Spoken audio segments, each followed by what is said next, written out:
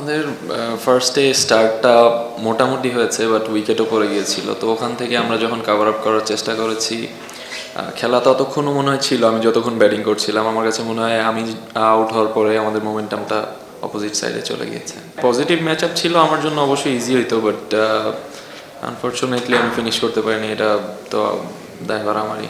আসলে আজকের দিন বাদে ম্যাক্সিমাম ডেতে দেখতে গেলে দেখবেন আমি ব্যাটিং করেছি 5 নাম্বার 6 নাম্বারে। তো এই অর্ডারে আমার মনে হয় না 70-80 করে করা পসিবল ডেইলি। তো আমি ইম্প্যাক্ট রাখার চেষ্টা করেছি যতটুকু সময় পেয়েছি। এটা আমার জন্য ইজি হয়, আমি পাওয়ার প্লেটা পেলে আমার খেলা গোছাতে ইজি হয়। আসলে শাফলিং তো টিম ম্যানেজমেন্টের থেকেই আসে, টিম ম্যানেজমেন্ট, কোচিং স্টাফ সবার মিলিত ডিসিশন।